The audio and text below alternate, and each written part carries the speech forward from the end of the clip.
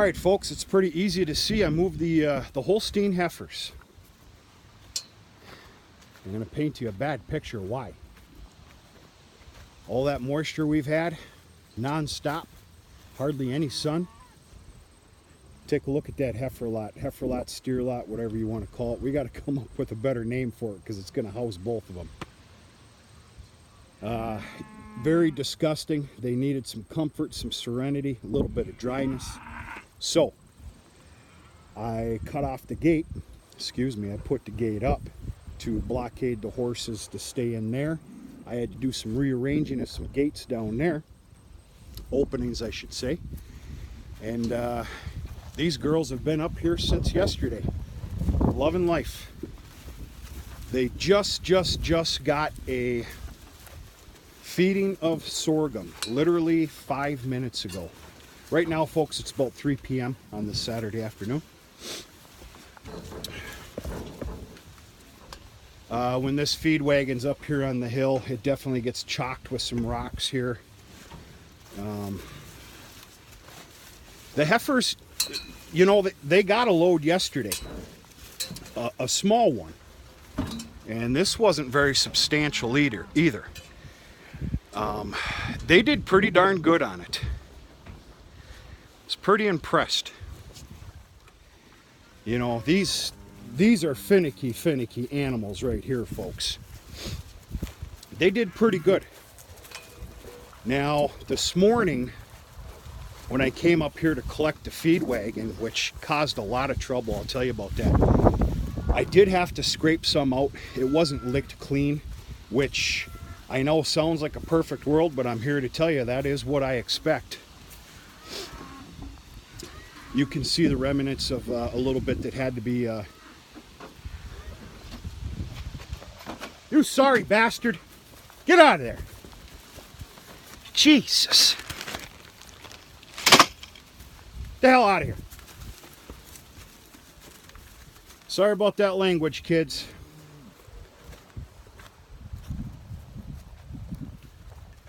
On!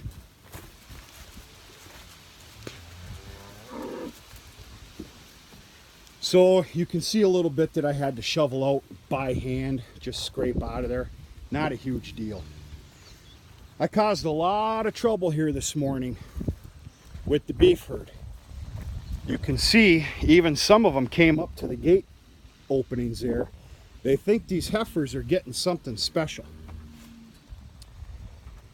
This morning, the entire beef herd was right there at that corner. There was gates about to come down.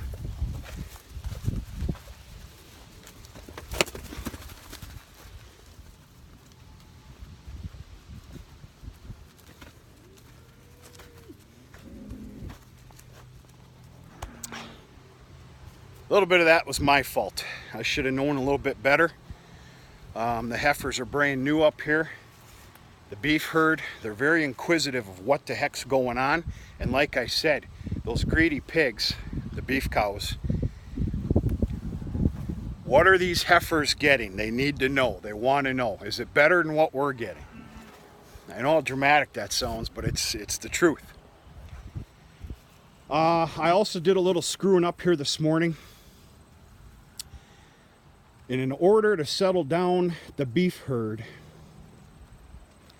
and get them away from that corner before they push themselves through it, and then I would have had a disaster on my hands.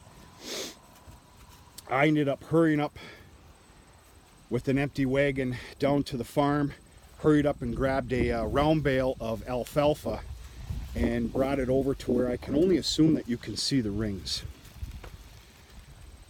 Well, what that did is that put a real hamper in on the sorghum for them to eat. You usually don't make a habit of feeding a supplemental round bale until evening.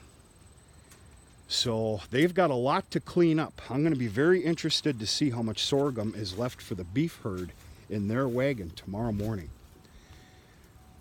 They've since settled down for the most part. They know I ain't messing around. They're not going to get anything extra.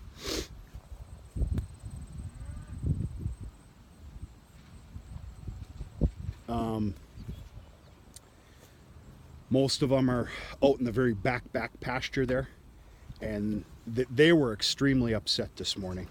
They were bound and determined to get the first paddock within the grazing system, which they are going to get tomorrow morning. But they were very unhappy, very.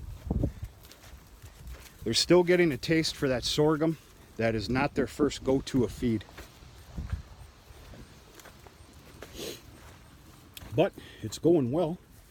Very happy with the Holstein Heifers. This is going to save me so much dry hay. It's going to be ridiculous. Folks, just so far in the last 2 days, this has probably saved me 4 bales. For some of yous, that may not sound like a lot. Trust me, it's a godsend thus far.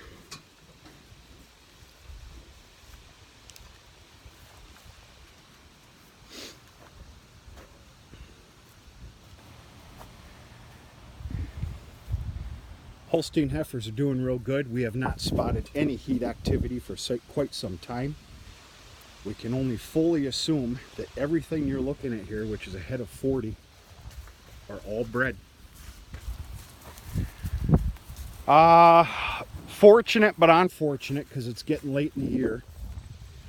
There is a cow in heat, and Big Boy Bull, he's been taking care of her since this morning. You know, that happens more often than not, actually. It's quite a head scratcher, though. You know, from when we let the bulls out and all the breeding that took place before we penned them back up. We all know why. And then we went after the AI program. I'm a little inquisitive of these cows. A heifer I guess I can understand. But some of these cows that have been here for years and years coming within heat. But it's a good thing. It just, yeah, I don't really know how to explain it.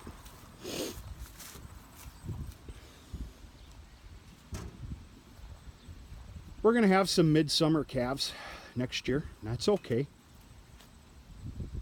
The way I want to do things now, which I've explained, they'll be kept back through the winter for a little bit bigger of a growth. I still have a ways to go, long ways to go on doubling this lot. If you missed that video, the horses are going away. Dad's putting up a shelter and fencing over at their homestead. And basically everything that you see down there is going to become one lot. So I got a ways to go. That lot's just absolutely disgusting. That makes me upset. But with the amount of rain we've had, it's just been ridiculous, folks. We'll put it to this way. I put laundry on the line. Yes, clotheslines still exist.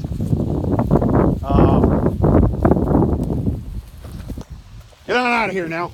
Come on.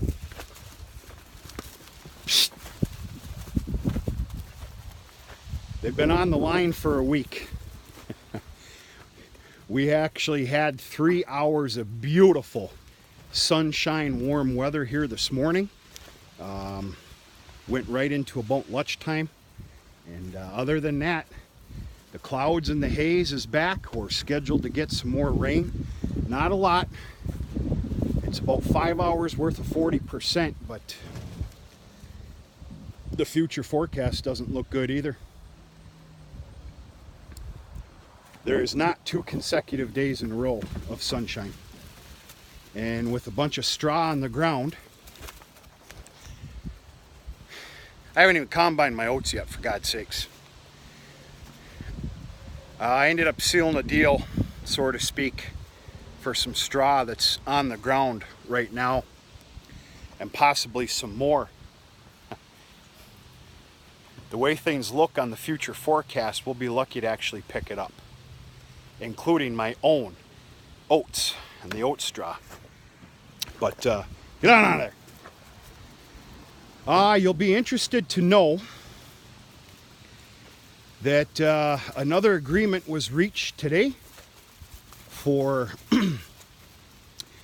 picking up soybean stubble. I dare call it soybean straw. We'll see how that does. Of course, it's going to be round baled, obviously. You know, that's coming, that's shooting out of a 40-foot head, so that'll make a windrow. You know, there's not much to speak about there, you know, when you do soybeans. But actually, I need to shut my mouth. I don't have any experience with soybeans. I know what the hell they are and how they're harvested. That's about it. Anyway, a pretty good damn chunk of property has been reserved for me to pick up after harvest, and another very fair piece of property for baling up corn stalks. Now, here's the reason for all that crap. Number one,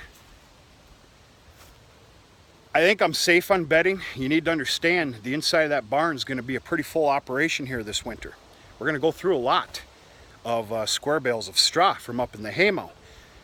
And not to mention, I have about 7-8 round bales left of oat straw that I made 2 years ago. That it's beautiful stuff. Thank God I made that stuff.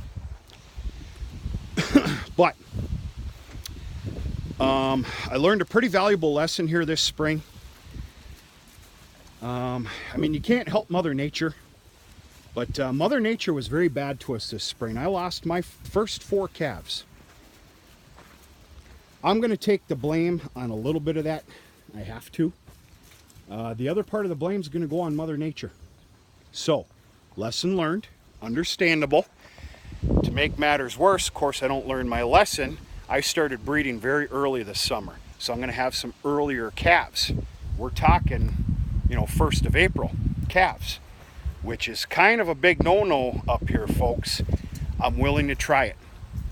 But in order to do so, I'm wanting to create multiple calving pads, as I'm going to call them, birthing pads, so that there's hopefully a nice mound of dry material that not only the cows are going to eat. Now I'm talking corn fodder here. The cows are probably going to eat 1/4 of it or better. The other end of it is for bedding. That's my thought process. Whether I'm right or wrong, we're going to find out. So I'm pretty happy about those agreements that were made. We'll go from there. It's got to stop raining though, for God's sakes. Forget my tractors. Those big state-of-the-art combines that farmer has. I don't think he'd dare go in a field. Not that it's ready anyway, but get on out of here. All right, that's about it. I got to get my lazy button gear here. I got about 1 million things to do yet before night falls, and that's in about 5 hours. I got chores coming up here in about 1.5 hours. I'm going to continue to work on fence line. I am going to basically get things together to where I'm shutting what we call kuthas, the very back pasture. That's being shut once and for all for the year as of tomorrow morning. I got a few things to do to prepare for that. And I need to get a few things prepared to start the grazing system again. Very lucky with all this rain, I guess. I did a lot of complaining about it, but there's a lot of positives. There's about another, we're probably going to graze out 4 more paddocks. They're going to be given fully though, so it's going to be just one-day affairs. Come on, really? Just get the hell out of here. Bunch of troublemakers. Yeah! And anything else I can do, unless it starts raining, and sure don't look good. Well, as far as I'm concerned, that's a beautiful sight right there, but it doesn't look good concerning the rain. Folks, big happy Saturday to you. Hope your weekend's going okay. We're going to see how the weather is. We might take a little ride this evening and go take a look at the primary sorghum field. It's come leaps and bounds even since last week's update. Thank God. Yeah, all's well. Got to get going. Talk to you sooner and later.